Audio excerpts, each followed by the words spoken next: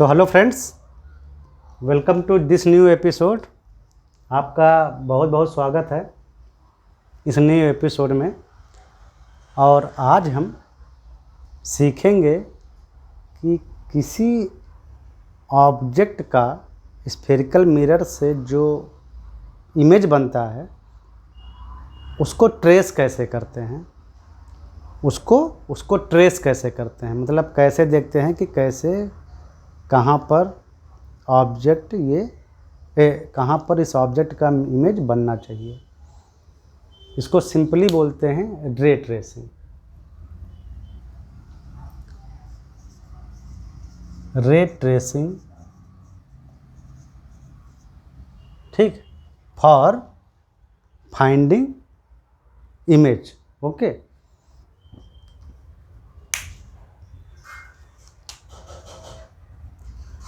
ये concave mirror है और उधर हमने बनाया है एक कॉन्वेक्स मिरर। ठीक, इस कॉनकेव मिरर का फोकस और उसका रेडियस ऑफ कर्वेचर को सी से रिप्रेजेंट करते हैं। वो आर उसकी रेडियस है, तो इसको यहाँ पर सी लिख देते हैं, आर रेडियस आर। ये पी इस मिरर का सेंटर कह लो, केबल सेंटर या पोल जो भी आप कह लो, वहाँ भी पी। कॉनकेव मिरर में फोकस और ये रेडियस या सेंटर ऑफ कर्वेचर उसके कॉनकेव साइड में होते हैं और उस ओर होते हैं जहाँ से रे आ रही होती है। कॉन्वेक्स मिरर में जिस ओर सिल्वरिंग होती है उस ओर उसके फोकस और सेंटर ऑफ कर्वेचर पाए जाते हैं। ठीक है, तो क्या होता है कि कुछ फंडामेंटल रूल होते हैं जिनको अगर हम यूज करें तो हम जान सकते हैं कि वो जो ऑब्जेक्ट है उसका इमेज कहाँ और कैसा हमको मिलेगा, कहाँ और कैसा मिलेगा। तो बस कुछ फंडामेंटल रे ट्रेसिंग के रूल हैं जो आप समझिए और याद रखिए। देखो, इस मिरर के सामने मान लो ये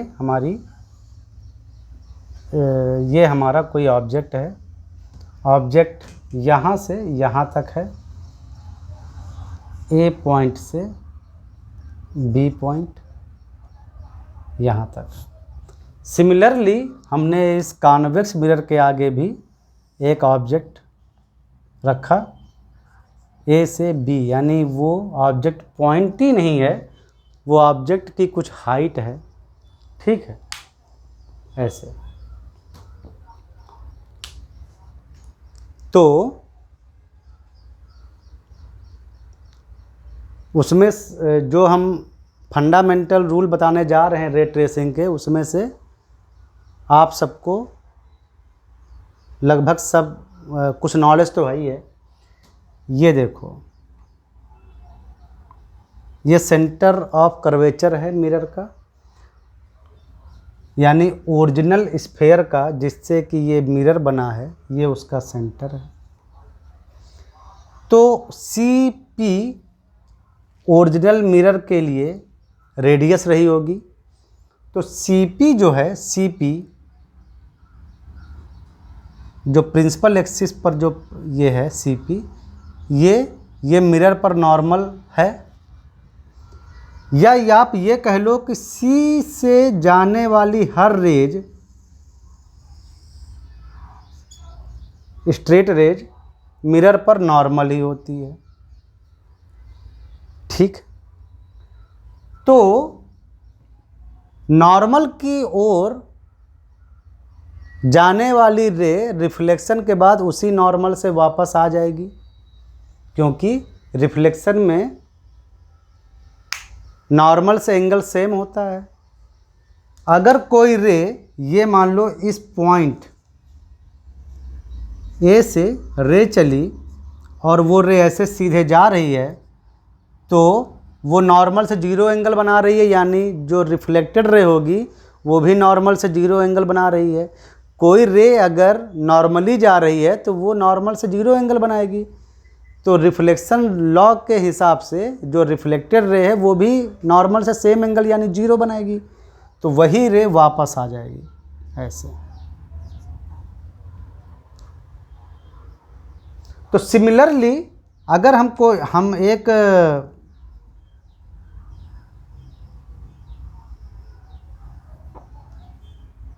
ये हम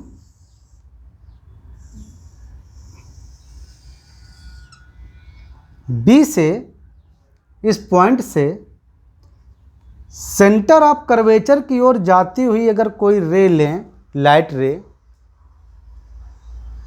तो सेंटर ऑफ कर्वेचर से होते हुए अगर जा रही है और यहाँ फॉल हो रही है, मान लो ये पॉइंट है हमारा बी, तो जो सी बी है वो इस मिरर पर नॉर्मल होगी, यानी वो अगर गिरेगी यहाँ पे तो वापस उसी लाइन पर लौट जाएगी। समझ में आया? क्योंकि नॉर्मली फॉल रिफ्लेक्टेड रे वापस आ जाती है, बिल्कुल सिंपल।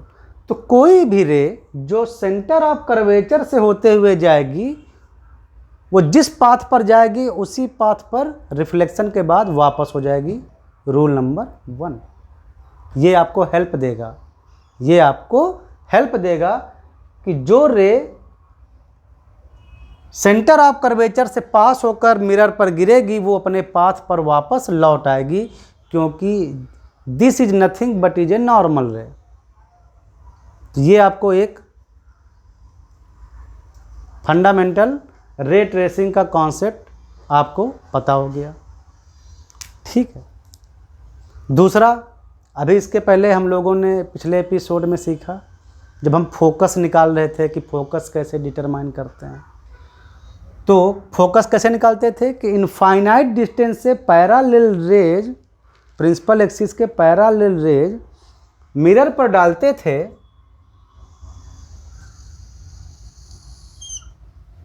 प्रिंसिपल एक्सिस के, ये हमारी प्रिंसिपल एक्सिस है जो पोल और सेंटर को जो मिलाती है, ये प्रिंसिपल एक्सिस है। तो प्रिंसिपल एक्सिस के पैरेलल रे जो कि मिरर पर गिरेगी वो कहाँ से होकर निकलती थी? फोकस से। तो ये हमारा दूसरा कॉन्सेप्ट है, ये भी आप जानते हो ऑलरेडी। ये दूसरा फंडामेंटल कॉन्सेप्ट है रे ट्रेसिंग का।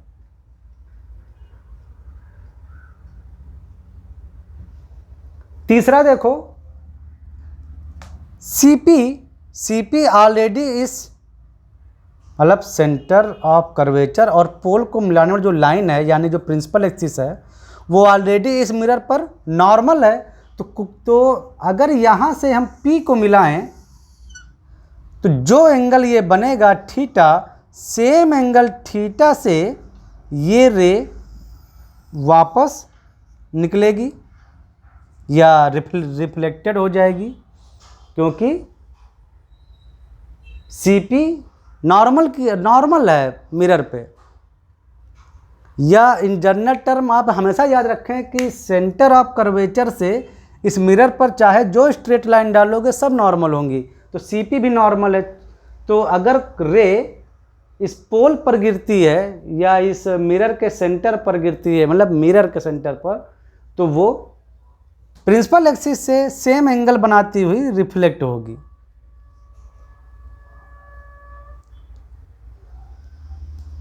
कॉन्सेप्ट नंबर 3 ये भी बिल्कुल सिंपल है। और चौथा, ये देखो, चौथा बिल्कुल सिंपल है।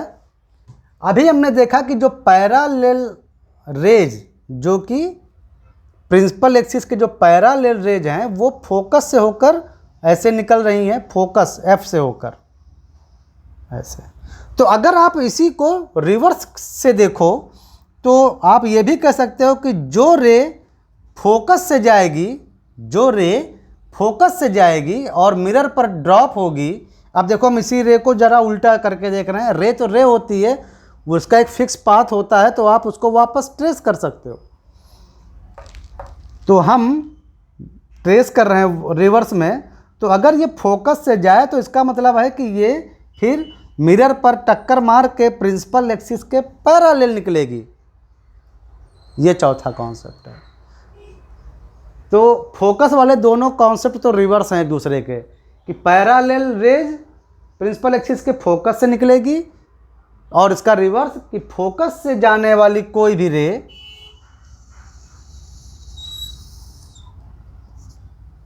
रिफ्लेक्शन के बाद प्रिंसिपल एक्सिस के बिल्कुल पैरेलल निकलेगी। थोड़ा अनपैरेलल हमने ड्रॉ कर दी है देखने में। ये देखो, वो रिफ्लेक्शन के बाद पैरेलल निकलेगी। देखो, फोकस से गई तो पैरेलल निकली। कोई भी रे जो मिरर के फोकस से जाए और मिरर पर ड्रॉप होगी या फॉल करेगी, तो रिफ्लेक्शन के बाद वो प्रिंसिपल एक्सिस के पैरेलल निकलेगी। ये 4 कॉन्सेप्ट हैं, जिसमें फोकस के दोनों कॉन्सेप्ट तो एक दूसरे के रिवर्स हैं। बाकी 2 कॉन्सेप्ट तो इतने जी हैं, क्योंकि वो सेंटर ऑफ कर्वेचर से अगर कोई रे निकलेगी तो वो बिल्कुल उसी पाथ पर रिवर्स हो जाएगी, क्योंकि सेंटर ऑफ कर्वेचर से कोई भी लाइन, स्ट्रेट लाइन जो मिरर पर गिरेगी वो नॉर्मली होगी, क्योंकि वो एक रेडियस जैसी होगी, और रेडियस और स्फेयर में नॉर्मल रिलेशनशिप होता है, तो सब आप जानते हो। तो नॉर्मल फॉल रे होता है किसी सरफेस पर, तो वो सेम अपने पाथ को रिवर्स में ट्रेस करती है रे। तो कुछ नहीं है, जो भी ये रे ट्रेसिंग के 4 कॉन्सेप्ट हैं, ये आपको सब पता है। समझ में आया?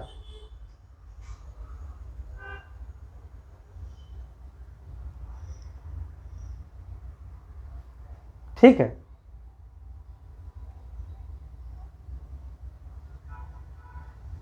हालांकि मैंने जो ड्रॉ किए हैं ये आपको समझाने के लिए जस्ट अभी ऐसे ही ड्रॉ किया है, तो ये सब लाइनें एक कॉमन पॉइंट पर कट नहीं कर रही हैं, वरना ये एक कॉमन पॉइंट पर कट भी करती।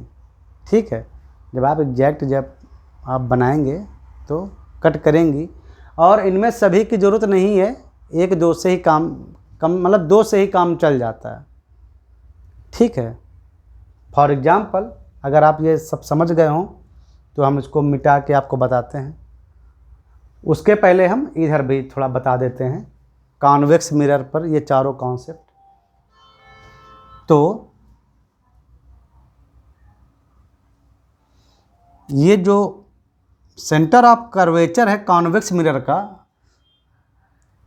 तो ये जो है ना, ये लाइन CP, ये एक्ट लाइक ए नॉर्मल। तो अगर यहाँ से कोई रे हम जा रही है, यहाँ पर टक्कर मारेगी, तो ये जो रे है वो वापस अपने पाथ पे आ जाएगी। और ये कॉन्वेक्स मिरर है, तो हमको ऐसा सीम होगा कि वो कहीं से आ रही है, due to the virtual image. फिर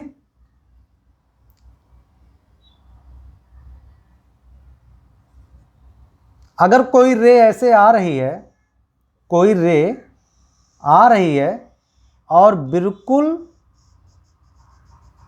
उसके सेंटर ऑफ कर्वेचर की डायरेक्शन में ऐसे आ रही है, तो वो फिर अपने रिवर्स लौट जाएगी, क्योंकि उसका जो डायरेक्शन है वो सेंटर ऑफ कर्वेचर की ओर है, और सेंटर ऑफ कर्वेचर से स्ट्रेट खींची गई लाइन एक नॉर्मल लाइन होती है। इसमें इंक नहीं है,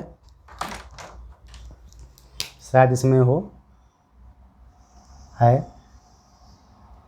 तो अगर ये इस पर फॉल होती है तो वो फिर वापस अपने ही पाथ पे लौट जाएगी, लेकिन हमको ऐसा फील होगा अगर हम वहाँ पर देखें कि वो कहीं से आ रही है ऐसे, और वो आ रही है सेंटर ऑफ कर्वेचर से।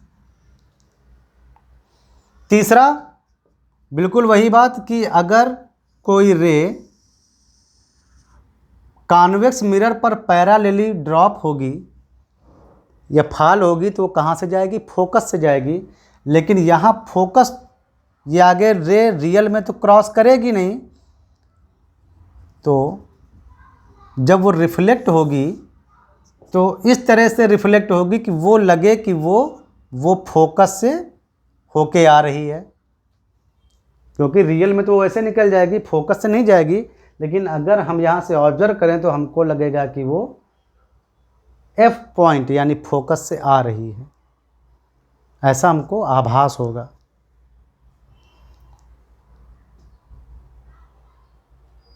और कोई भी अगर रे हम फोकस की ओर डालें, अब इसके आगे तो ये फोकस पे जाएगी नहीं, क्योंकि आगे तो सिल्वरिंग है, लेकिन हमारे मतलब उसको क्रॉस करेगी नहीं ना मिरर को, क्योंकि पीछे सिल्वरिंग है। तो लेकिन हम डाल रहे हैं, हम चाह रहे हैं कि वो फोकस की ओर डालें, हम चाह रहे हैं कि फोकस की ओर डालें, भले ही मिरर के आगे ये रे ना जाए तो, लेकिन वो फोकस की ओर डायरेक्टेड है कॉन्वेक्स मिरर केस में। तो वो फोकस की ओर जाने वाली रे जो कि मिरर पर टच होगी, तो वो फिर जब रिफ्लेक्टेड होगी तो वो प्रिंसिपल एक्सिस के पैरेलली होगी, निकलेगी। पैरेलल रेज फोकस की ओर मतलब ओरिएंटेड होती हैं, और फोकस की ओर ओरिएंटेड रेज पैरेलल होती हैं प्रिंसिपल एक्सिस के, जस्ट एक दूसरे का रिवर्स है।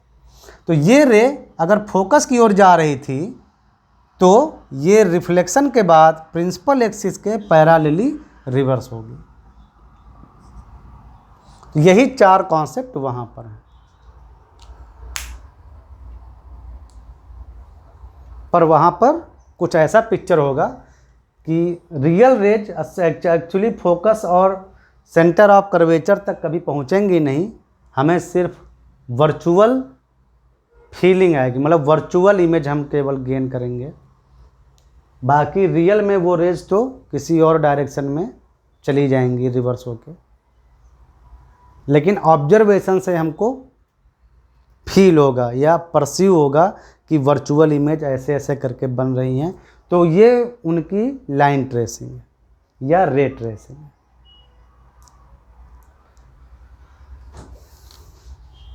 ठीक है, तो ये चारों कॉन्सेप्ट जो हमने बताए रे ट्रेसिंग के समझ में आ गए अच्छे से।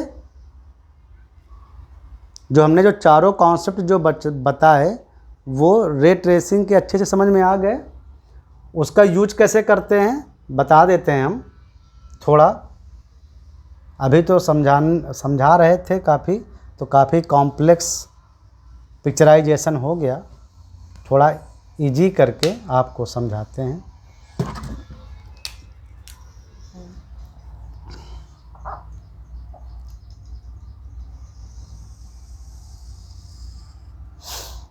ये हमारा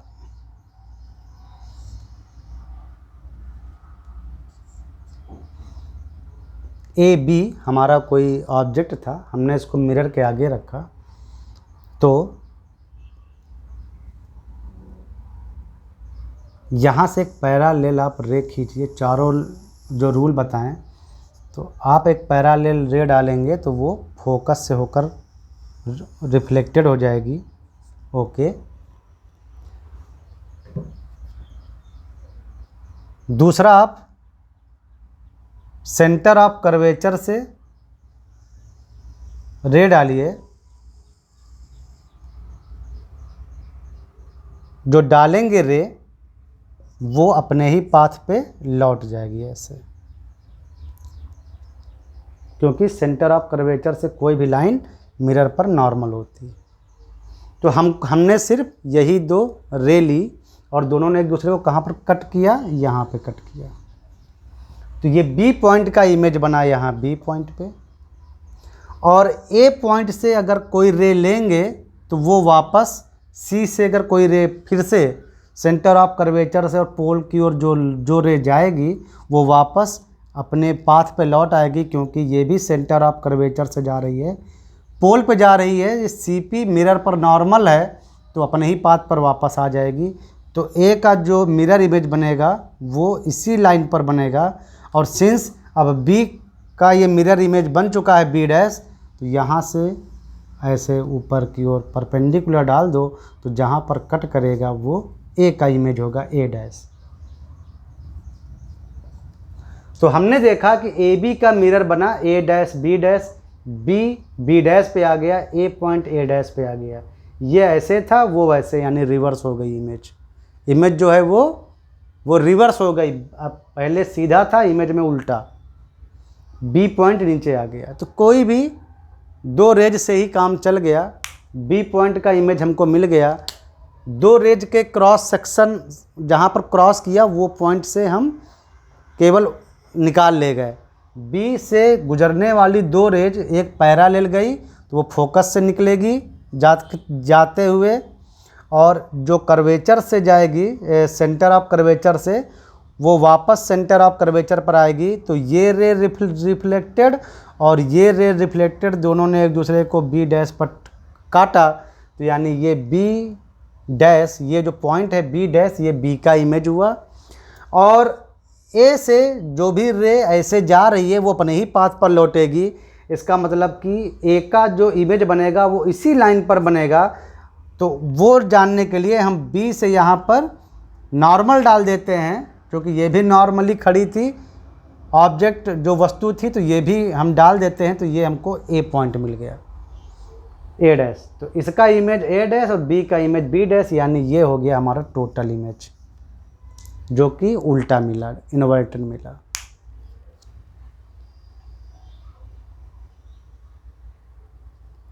मतलब कितना आसान है इमेज का लोकेशन और उसका ओरिएंटेशन ट्रेस करना कि किस तरह से इमेज बनेगा।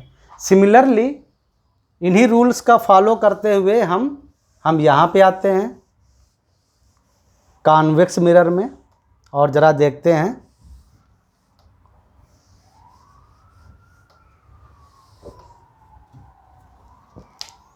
अभी समझा रहे थे तो बड़ा कॉम्प्लेक्स फिगर बन गया था। अभी देखो हमने यहाँ पर इसके आगे भी एक हमने ऑब्जेक्ट रखा ए बी जिसकी हाइट इतनी है। यहाँ से बी से, अब पहले हम बी पॉइंट का देखते हैं कहाँ पर इमेज बनेगा। तो बी से एक लाइन, या लाइन नहीं, एक रे ड्रॉ करते हैं प्रिंसिपल एक्सिस के पैरेलल। तो ये जब ड्रॉ करेंगे तो पैरेलल रेज कहाँ से होकर जाती हैं? फोकस से। फोकस वैसे ही तो हमने देखा था ना फोकस क्या होता है, लेकिन ये रे फोकस पर तो जा नहीं पाएगी, क्योंकि कॉन्वेक्स मिरर के पीछे कॉन्वेक्स मिरर के पीछे सिल्वरिंग होती है, तो ये यहीं से रिफ्लेक्ट होगी। लेकिन वो इस तरह रिफ्लेक्ट होगी रे कि वो लगेगा जैसे फोकस से होके आ रही है। फोकस में जा नहीं पाएगी, लेकिन उसको वो ऐसा फील होगा जैसे वो फोकस से आ रही है, तो वो ऐसे जाएगी।